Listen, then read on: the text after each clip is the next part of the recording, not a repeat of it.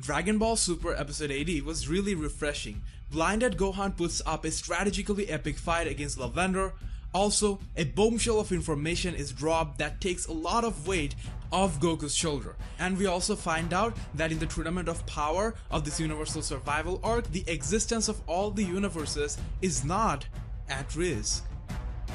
Well, I will cover all that and more in this Dragon Ball Super Episode 80 review, titled Awaken Your Sleeping Fighting Spirit, Son Gohan's Battle.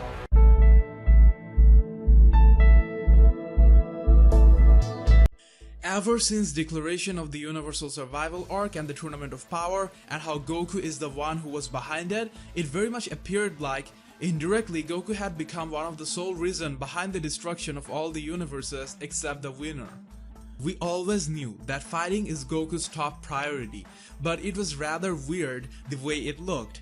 I mean, risking 12 universes just for your pleasure? Well, actually, even if it were like we thought it would still be Goku being dumb and excited rather than choosing to risk all universes. Anyways, the Dragon Ball fandom took it the other way, like Goku willingly decided to risk 12 universes for his pleasure. Well, we all made jokes about it. Yup, like always, some fanboys took it too far, abusing Goku, giving head posts about how awful DBS is and all that.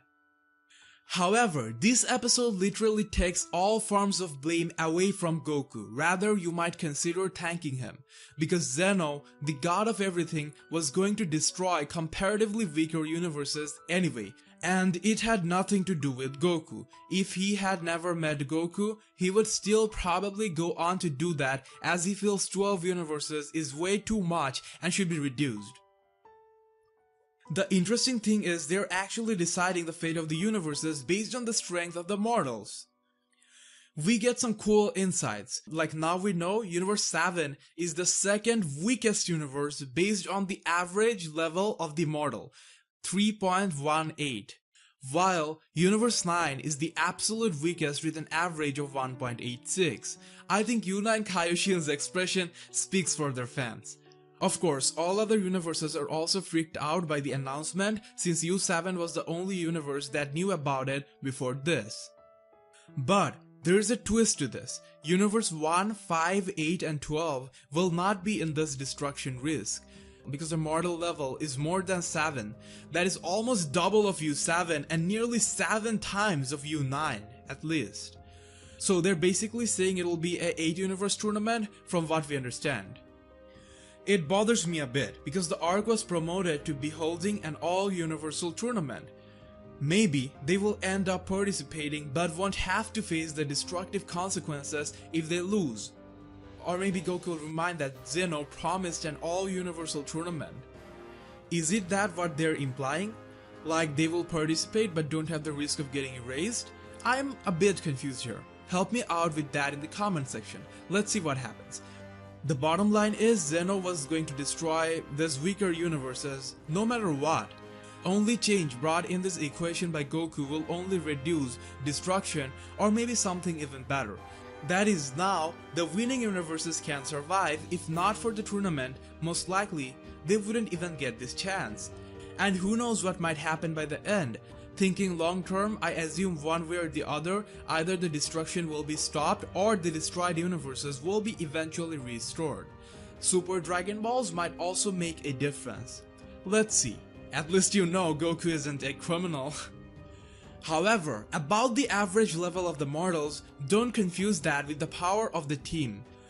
Just because Universe 7 is the second weakest regarding its mortal doesn't mean its team is also second weakest. Universe 7 could as well have the strongest team despite having a low mortal average. It makes sense for U7, the warrior race science wiped out. Frieza's race has also been wiped out. Best of mortals of the universes have all gathered on Earth.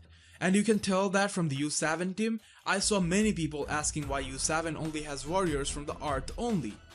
Well, isn't it obvious? When there were universal threats to U7, have you seen anyone else stand up to it? Did the Kaioshins or any other gods seek help from any other planet? No, the Earth has it all, the best of science, Namekian, even an ancient creature like Buu, and I think this team will surprise every other universes. Another interesting thing is that the Great Priest said all except the angels of the losing universes would be destroyed. I loved that WTF moment from Beerus and Champa. They're like, what the hell dude, I thought we friends, you just gonna watch us die? Now you know why Whis is always all chill even when things like destruction is announced. He knows he'll be safe. I'm really curious to know more about how this whole god and angel thing works and why exactly the angels are remaining a level above. Anyways, coming to the main attraction of this episode, Ultimate Gohan versus Poisonous Lavender. This fight was just really satisfying. It's certainly a step in the right direction if we are going to get more fights like this in the main tournament. I bet fans that grew up watching Dragon Ball would love this even more, as it was a very strategy based match, much like it was back in the days, instead of just transformation and the one with higher power level simply winning.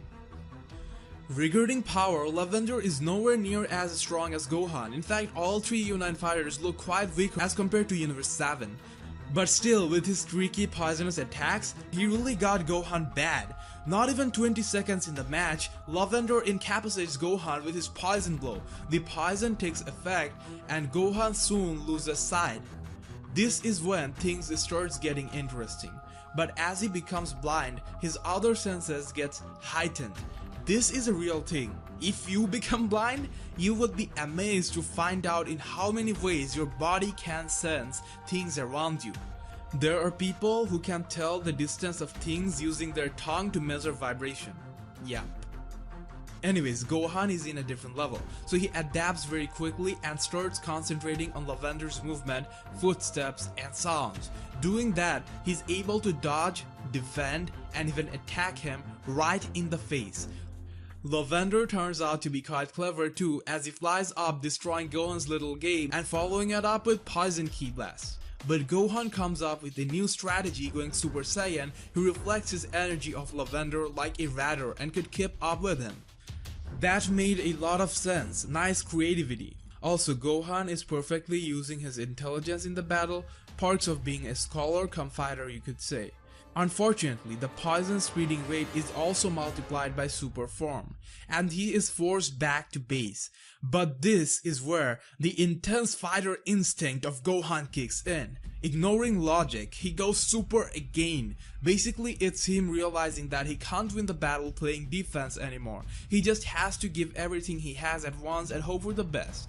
We get a good little beam struggle, Lavender gets the upper hand and attacks Gohan with the poison gas type of move. Surprising everyone, Gohan launches straight into the attack, gets a strong hold of Lavender, smashing him with a powerful slam right on the stage. This might remind wrestling fans of some certain moves, but I don't know why it reminded me of Charizard's Seismic Toss. Pretty similar. For those of you who don't know, Charizard is a Pokemon just like Chaozu.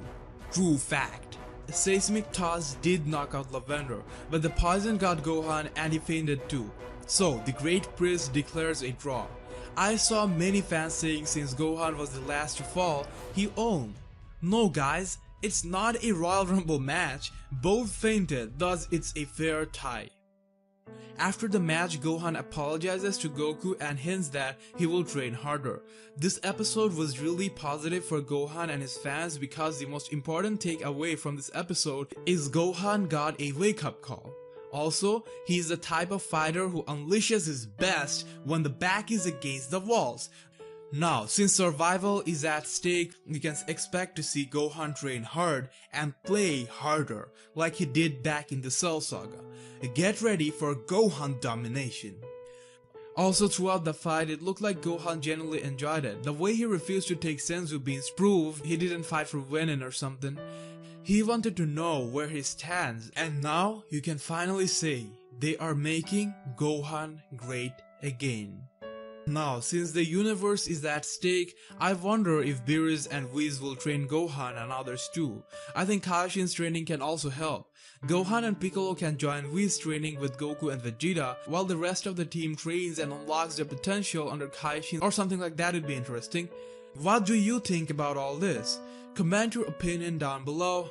Guys, make sure to subscribe to our other channel, Dragon Ball Fanverse, if you want extra exclusive videos from me. You can find me on Facebook by searching for The Fan Guy. See you in the next Dragon Ball Super video.